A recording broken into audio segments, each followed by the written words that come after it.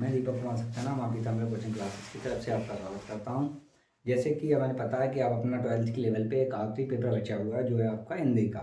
तो हिंदी से रिलेटेड कुछ टॉपिक्स हैं जिनके बारे में अपन डिस्कस करेंगे जो बोर्ड के एग्जाम में हमेशा आते हैं, जिसमें सबसे पहला टॉपिक है भाव विस्तार। भाव विस्तार आपके ये 9 प्रकार के हैं। इन 9 में से हमें एक हर साल आता है बोर्ड एग्जाम में। जैसे कि पहला है अज्ञान सर्वत्र आदमी को पछाड़ता है। मतलब अज्ञान जो है वो सर्वत्र आदमी को पछाड़ता है का मतलब क्या है? जो अज्ञानी व्यक्ति होता है वो हमेशा हारता है। क्यों हारता है, इस बारे में हमें बताना है। जैसे कि कोई व्यक्ति ज्ञानवान है तो उसका मतलब है कि ज्ञानी व्यक्ति होगा वो हर चीज़ को सोचेगा, समझेगा, फिर उसके बाद निर्णय लेगा। अज्ञानी व्यक्ति जो है वो अपना निर्णय कभी नहीं ले पाता है, वो हमेशा दूसरों के ऊपर डिपेंड रहता है। तो अज्ञान सर्वत्र आदमी को पछाड़ता क्यों? क्योंकि उसके पास कोई निर्णय लेने की क्षमता नहीं है। वो हर चीज़ को काम शुरू तो करेगा लेकिन हमेशा कैसा? दूसरे पर डिपेंड रह के कि दूसरे के अनुभव का वो फायदा लेना चाहेगा। इस वजह से हम कह सकते हैं कि अज्ञान सर्वत्र आदमी को पछाड़ता है। माने अज्ञानी व्यक्ति जो होता है उसे हमेशा क्या मिलती है? असफलता मिलती है। फिर दूसरा आता है परित सरस धर्म नहीं भाई। परित का मतलब होता है परोपकार से। परोपकार। अब परहित मतलब दूसरों का हित, मतलब दूसरों का उपकार या दूसरों का परोपकार जो है वो हमें कभी नहीं भूलना चाहिए। इसके लिए एक है परित सरस धर्म नहीं भाई। मतलब परोपकार से बड़ा कोई धर्म नहीं होता है और दूसरों को सताना सबसे बड़ा गलत काम है या अपन का नीच कर्म है कि हम किसी व्यक्ति को दुख दे रहे हैं। अगर हमें हो सकता है, हमें यथासंभव इतनी है कि जैसे किसी व्यक्ति की मदद कर सकें तो हमें उसकी मदद को हमेशा करना चाहिए। वो भी परित का परोपकार का मतलब क्या है? हम किसी पे परोपकार करें या उपकार करें या उसकी सहायता करें तो उसमें हमेशा क्या होना चाहिए? निस्वार्थ भाव होना चाहिए। निस्वार्थ भाव ही जो है वो मनुष्य को हमेशा क्या बनाता है? मनुष्य बनाता है। अगर हम मनुष्य नहीं हैं तो उसका मतलब जो है कि हमेशा हमें क्या है? हमेशा दूसरे के प्रति जो है सहानुभूति रखनी चाहिए, बिना सोचे समझे उसकी मदद करनी चाहिए। अगर हम किसी कारणवश किसी की मदद करने में सक्षम है तो हमें उसकी मदद जो है अवश्य करनी चाहिए। जैसे कि हमारे संत महात्मा जो होते हैं वो हमेशा दूसरों को ज्ञान देते हैं निस्वार्थ भाव से। उनको सम्मान हम जो करते हैं, जैसे उनका सम्मान करते हैं वैसे ही हमें अपना सभी व्यक्तियों का, अगर हम चाहते हैं कि हमें किसी व्यक्ति के लिए कोई सहानुभूति है या हमें पता है कि हम उसकी हेल्प कर सकते हैं तो उस चीज़ को हमें ज़रूर करना चाहिए। ये है परोपकार का। अब जननी और जन्मभूमि जो है वो स्वर्ग से भी बढ़कर होती है। मतलब कि जननी और जन्मभूमि जो है वो स्वर्ग से भी बढ़कर है। इसका मतलब क्या है? जननी मतलब जो माता है जिसने हमें जन्म दिया है। जन्मभूमि जिस जगह पे हमने जन्म लिया है वो धरती। मतलब जननी का मतलब है कि माता जो है वो हमारी क्या करती है? पालन पोषण करती है बाल्यकाल में। और जन्मभूमि जो है वो हमें संस्कृति, संस्कार, शिक्षा इनके बारे में जानकारी देती है, जिसके थ्रू जो है हम अपने आने वाले भविष्य को उज्जवल बना सकें। हमें शिक्षा कंप्लीट हो जाती है तो हम शिक्षा के द्वारा अपना रोजगार प्राप्त कर सकते हैं जिससे हमारा जीवन यापन चलता रहे। अतः हम कह सकते हैं कि जननी और जन्मभूमि दोनों स्वर्ग से भी बढ़कर होती है। जैसे कि हर व्यक्ति की एक इच्छा होती है कि वो मरने के बाद या मरणोपरांत हमेशा स्वर्ग में रहे, तो स्वर्ग से बढ़कर क्या है? जननी और जन्मभूमि है। फिर अगला आता है आपका बैर क्रोध का अचार या मुरब्बा होता है। बैर क्रोध का अचार मुरब्बा मतलब अब यहाँ पे हमें ये बताना है कि बैर क्या है, क्रोध क्या है और अचार या मुरब्बा क्या है। अचार मुरब्बा का मतलब होता है कि जिस प्रकार से अचार या मुरब्बा अपन डालते हैं तो जितना पुराना होता है उतना ही टेस्ट होता है या उतना ही स्वाद उसका अधिक होता है। तो बैर और क्रोध में क्या डिफरेंस है? वो क्यों कह रहा है कि बैर जो है वो क्रोध का अचार या मुरब्बा, माने क्रोध कब कन्वर्ट होता है? बैर में।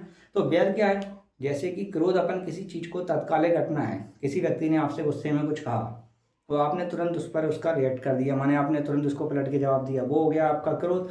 मतलब कि क्रोध जो है वो एक तात्कालिक घटना है, अपन तुरंत उस पर रिएक्ट कर रहे हैं। जबकि बैर जो है एक लॉन्ग टाइम है, मतलब उस चीज़ को अपन मन में रखे रहें लंबे समय तक। किसी ने कुछ कह दिया, हम सोच रहे हैं मन में कि आगे जाके भविष्य में आके उसका बदला लेंगे, तो काफ़ी टाइम तक जब अपना मौका आए तब अपन उस चीज़ पे व्यक्त करें वो क्रोध कि तुमने मुझसे ये कहा था पहले, आज मैंने ये कहा, मतलब तो वो चीज़ हो गई बैर। इसीलिए कहते हैं बैर क्रोध का आचार या मुरब्बा होता है। मतलब बैर जो है वो क्रोध का ही एक दीर्घकालीन रूप होता है। क्रोध तात्कालिक है, बैर दीर्घकालीन है। फिर आता है आपका मन की हारे हार है और मन के जीते जीत। मतलब मन के हारे हार को मतलब क्या है कि मन के हारे जो हार है मतलब जो व्यक्ति अपने मन में स्वयं हार मान लेता है किसी काम को शुरू करने के बाद, अगर व्यक्ति स्वयं हार मान ले कि हाँ ये काम हमसे नहीं हो पाएगा, मतलब है कि वो अपना आत्मविश्वास खो चुका है, तो वो उस काम को कभी भी सफलता से प्राप्त नहीं कर सकता है। तो इस चीज़ को हमें बहुत ध्यान रखना है कि मन के हारे हार मतलब अगर व्यक्ति स्वयं में हार मान ले तो व्यक्ति किसी काम का नहीं है। अगर मन की हार जीत का मतलब है एक व्यक्ति जो है अपने मन में ये ठान ले कि नहीं इस काम को हम शुरू कर रहे हैं, इसको अंत तक पहुंचा देंगे, भले ही हमें कितनी भी असफलता मिले। एक बार में नहीं होगा, 2 बार में नहीं होगा, 3 बार में होगा, 4 बार में होगा। मतलब जैसे कि मकड़ी है, एक बार गिर जाती है जल बनाते टाइम, फिर बनाती है, दोबारा गिर जाती है, फिर बनाती है। जैसे थॉमस एडिसन ने बल्ब बनाया, उनने 10,000 बार प्रयोग किए, अगर वो चाहते तो 2 या 4 बार में ही असफल हो गए थे तो नहीं करते। तो इसका मतलब है कि हमें अगर अपने आप में विश्वास है कि हम इसको कर सकते हैं तो इसको बराबर प्रयासरत रहें, एक ना एक दिन आपको सफलता जरूर मिलेगी। फिर आपका आता है दूर के ढोल सुहावने होते हैं। दूर के ढोल सुहावने का मतलब है कि दूर से देखने पर कोई भी चीज़ हमें अच्छी लगती है। मतलब कि अगर हमें कोई व्यक्ति है, कोई चीज़ ऐसी बात है कि दूर से देखने पर, रिश्ते भी ऐसे होते हैं कि दूर से रहने पर हमें बहुत अच्छे लगता नहीं, वो व्यक्ति बहुत अच्छा है या वो व्यक्ति बहुत क्योंकि उससे अपन कम समय के लिए मिल पाते हैं। अब दूर की वस्तु जैसे कोई खाने की चीज़ है या कोई पर्यटन स्थल है, हमें लगता है कि दूर से देखने पर वो उस जगह पे खाना, ये चीज़ बहुत अच्छी है, उस होटल का ये अच्छा है।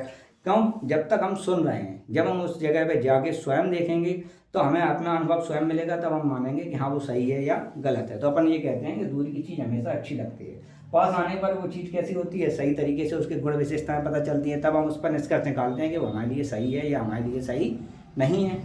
फिर आता है पुस्तकें सच्ची मित्र होती हैं या पुस्तकें ज्ञान का प्रसार का सर्वोत्तम साधन है, या यहीं पे एक क्वेश्चन और बन जाए, पुस्तकालय जो है वो ज्ञान का सर्वोत्तम साधन होता है। अब दोनों क्वेश्चन का आंसर है कि पुस्तकें अच्छी मित्र क्यों हैं और पुस्तकालय ज्ञान का सर्वोत्तम साधन क्यों? क्योंकि पुस्तकें जो होती हैं उनसे हमें अटूट ज्ञान मिलता है, हर तरीके का धार्मिक, सांस्कृतिक, राजनीतिक, हर प्रकार की जानकारी जो है वो हमें पुस्तकों के माध्यम से मिल जाती है।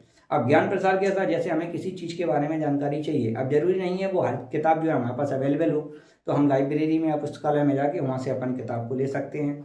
आजकल तो नेट की सुविधा है, अपन इंटरनेट पर ही पूरी किताबें पढ़ सकते हैं हर चीज़ के। अगर एक विधि समझ में नहीं आ रही तो दूसरे राइटर की ले लो बुक, उसके द्वारा अपन समझ सकते हैं। तो पुस्तकें जो है वो ज्ञान का सर्वोत्तम साधन भी होती हैं।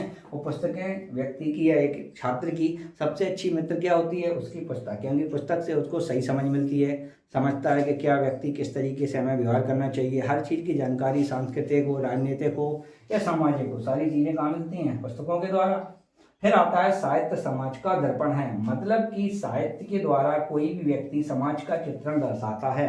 मतलब समाज में जो घटनाएं घटित हो रही हैं उन सभी को अपन क्या है, साहित्य के माध्यम से बता रहे। जैसे कवि या लेखक, आपने देखा होगा हमें ऐसा अपन क्वेश्चन में कहते हैं कवि ये कहता है, मतलब वो कहता नहीं, वो हमेशा अपना अनुभव बताता है कि एक चीज़ जो ऐसी है कि वो कवि कहता है कि इस तरीके से हम इस चीज़ को बता रहे हैं कि ये हमने ऐसा देखा है, तो उसको वो या अपनी कविता के माध्यम से बताएगा, या जो लेखक है वो अपने निबंध या गद्य के या साहित्य के पद्य साहित्य के हिसाब से वो अपनी चीज़ों को रखते हैं।